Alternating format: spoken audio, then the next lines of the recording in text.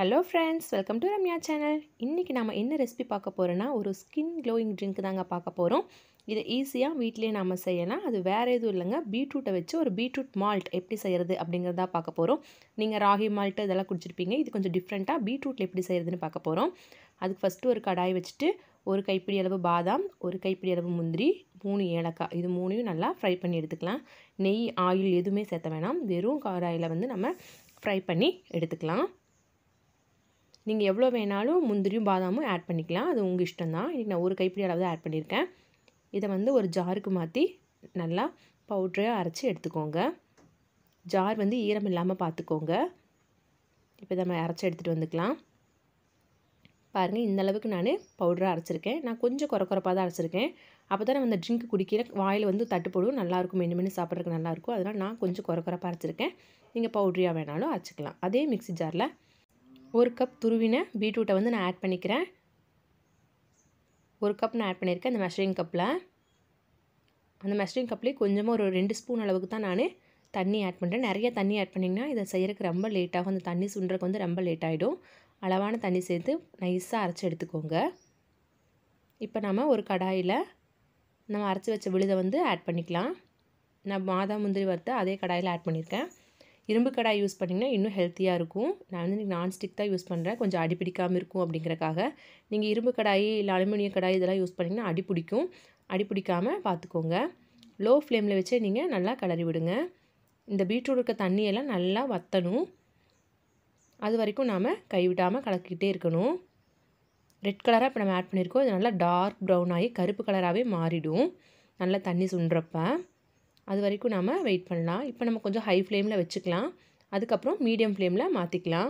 ஏன்னா நிறைய தண்ணி இருக்கனால தண்ணி சுண்டுற வரைக்கும் நம்ம ஹை ஃப்ளேமில் வச்சுக்கலாம். இப்போ பாருங்கள், தண்ணி ஃபுல்லாக இஞ்சிடுச்சு. இப்போ அதே பவுலில் ஒரு பவுல் அளவுக்கு நான் நாட்டு சர்க்கரை ஆட் பண்ணிக்கிறேன். நீங்கள் ஒயிட் சுகர் வேணாலும் ஆட் பண்ணிக்கலாம். எந்த கப்பில் பீட்ரூட் எடுத்தீங்களோ அதே அளவு தான், அதே கப்பில் ஒரு கப் அளவு எடுத்துக்கோங்க. பீட்ரூட்க்கு ஈக்குவலாக நீங்கள் நாட்டு சர்க்கரை எடுத்துக்கோங்க. அதுதான் மீடியமான சுகராக இருக்கும்.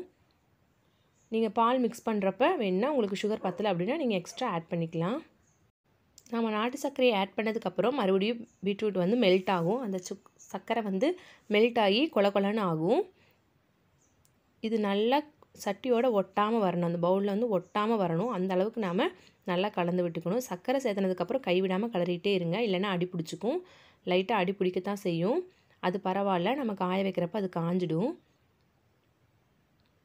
நல்லா கைவிடாமல் கலக்கிக்கிட்டே இருங்க. சைடு ஓரங்கள்லாம் எடுத்து விட்டுட்டே இருக்கணும், இல்லைன்னா அப்படியே பிடிச்சி நின்றுக்கும். ரொம்ப ஸ்ட்ராங்காக நின்றுக்கும். அப்புறம் நம்ம எடுக்கிறது கஷ்டமாயிடும். பாருங்கள், இந்த அளவுக்கு நல்லா தண்ணி வற்றி இருக்குது. இன்னுமே நல்லா வற்றி வரணும், நல்லா ட்ரை ஆகணும். அந்த அளவுக்கு நம்ம நல்லா வதக்கணும்.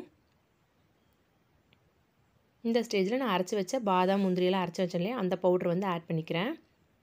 பாதாம் முந்திரி உங்களுக்கு எவ்வளோ வேணுமோ அந்தளவுக்கு நீங்கள் ஆட் பண்ணால் டேஸ்ட் இன்னும் நல்லாயிருக்கும். குழந்தைகளும் விரும்பி குடிப்பாங்க. இந்த ட்ரிங்க் குழந்தைங்க, பெரியவங்க யார் வேணாலுமே குடிக்கலாம். எந்த சைட் எஃபெக்ட்ஸுமே இருக்காது. 100% நேச்சுரல், நம்ம வீட்டிலே செய்கிறதுனால நம்ம எல்லாருமே குடிக்கலாம். கண்டிப்பாக ட்ரை பண்ணி பாருங்கள். இது நல்ல ரிசல்ட் கொடுக்கும். நமக்கு ஸ்கின் க்ளோயிங் கிடைக்கும், ஹீமோக்ளோபின் லெவல் அதிகரிக்கும். நிறைய பெனிஃபிட்ஸ் இருக்குது இந்த ட்ரிங்க் நம்ம குடிக்கிறதுனால. இப்போ நல்லா கலந்துக்கலாம். அடிப்பிடிக்க ஆரம்பிக்குது பாருங்கள். இந்த டைமில் நம்ம நல்லா சிம்மில் வச்சுட்டு நல்லா கலந்து விட்டுக்கிட்டே இருக்கலாம். கைவிடாமல் கலந்து விட்டுக்கிட்டே இருங்க. கைவிட்டிங்கன்னா அடி பிடிச்சிடும். அதனால் கலந்து விட்டுக்கிட்டே இருங்க. எனக்கு இது செய்கிறதுக்கு 1/2 மணி நேரத்துக்கு மேலே ஆயிடுச்சு இந்த பவுடர் ரெடி பண்ணுறதுக்கு. நான் இன்றைக்கி ஒரே ஒரு பீட்ரூட் தான் எடுத்தேன். அதுவே எனக்கு ஒரு கப் அளவுக்கு கிடச்சிது. இந்த ஒரு பீட்ரூட் அளவு எடுத்தாலே போதும். நமக்கு ஒரு வாரம் அளவுக்கு நம்ம யூஸ் பண்ணிக்கலாம். ட்ரிங்க் பண்ணுறதுக்கு யூஸ் பண்ணிக்கலாம்.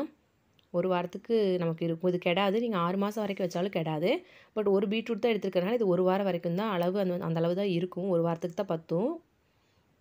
பாருங்கள், இந்த அளவுக்கு நல்லா சுருண்டு அல்வா மாதிரி நல்லா சுருண்டு வந்துடுச்சு. இப்போ நம்ம ஃபேனுக்கு அடியில் இந்த பவுலை கொண்டு போய் வச்சு நல்லா இப்படி கலந்து விட்டுக்கிட்டே இருக்கணும்.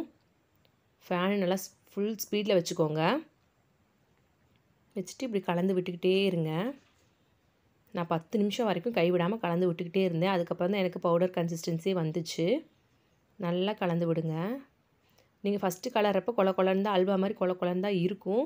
நீங்கள் நல்லா கலர அந்த ஆற அப்படியே நமக்கு பவுடராக கிடச்சிடும். கை கொஞ்சம் வலிக்கும். கொஞ்சம் விட்டு விட்டு விட்டு விட்டு பண்ணுங்கள். சூடாக இருக்கிறப்பவே இது நீங்கள் பண்ணிடணும். அப்போ தான் பவுடராக கிடைக்கும். இல்லைனா உங்களுக்கு அப்படியே ஜாம் மாதிரி நின்றும், பவுட்ரு கிடைக்காது. அடுப்பை விட்டு இறக்குன உடனே கொண்டு வந்து ஃபேனுக்கு அடியில் வச்சு நல்லா அழுத்தம் கொடுத்து கலக்குங்க. பாருங்கள், முதல்ல எவ்வளோ கொழப்பாக இருந்துச்சு. இப்போ கொஞ்சம் ட்ரை ஆகிடுச்சு பாருங்கள். நீங்கள் கலக்க நல்லா ட்ரை ஆகி பவுட்ரு மாதிரி வந்துடும். சிறு சிறு கட்டிகளாக தான் வரும். அதை நம்ம கடைசியாக மிக்ஸி ஜாரில் ஆட் பண்ணி ஒரு பல்ஸ் விட்டு எடுத்தால் போதும். நல்ல பவுட்ரியாக நமக்கு கிடச்சிடும். கடையில் வாங்குகிற பீட்ரூட் மால்ட்டை விட இது செம்ம டேஸ்ட்டாக இருக்குங்க. ஹெல்த்தியாகவும் இருக்கும். நாமளும் செய்கிறனால சுத்தமாக செய்வோம். கடையில் எப்படி செய்கிறாங்க என்னன்னு நமக்கு தெரியாது. நம்ம வீட்டிலேயே செய்கிறதுனால சுத்தமாகவும் இருக்கும். குழந்தைகளுக்கு தைரியமாக நம்ம கொடுக்கலாம். என்ன கலந்துருப்பாங்க, ஏதாவது ப்ரிசர்வேட்டிவ் இருக்குமா அப்படின்னு தெரியாமல் கொடுக்கறத விட நாமளே செஞ்சு கொடுத்தா நம்ம அதில் எந்த ப்ரிசர்வேட்டிவும் கலக்கலாம். அதனால் வந்து ஹெல்த்தியாக இருக்கும். நம்ம பயப்படாமல் கொடுக்கலாம். நான் இது அணியாச்சுக்காக தான் மெயினாக பண்ணினேன். பட் அவங்க குடிக்கிறாங்களா என்னென்னு தெரியல. ஸ்கூலுக்கு போயிட்டு வந்தால் தான் கொடுத்து பார்க்கணும் குடிக்கிறாங்களா இல்லையான்னு. நல்லா பாருங்கள், அழுத்து கொடுத்து நல்லா கரண்டி வந்து கொஞ்சம் ஸ்ட்ராங்காக எடுத்துக்கோங்க. நல்லா கெட்டியான கரண்டியாக எடுத்துக்கோங்க. அப்போ தான் வந்து வளையாது நம்ம அழுத்தம் கொடுத்து பிணையிறப்ப. கடாயும் வந்து நல்ல அடிகனமான கடாயாக எடுத்துக்கிட்டிங்கன்னா அடி பிடிக்காமல் நமக்கு வரும். இது நான்ஸ்டிக்னால எனக்கு அடி பிடிக்கல.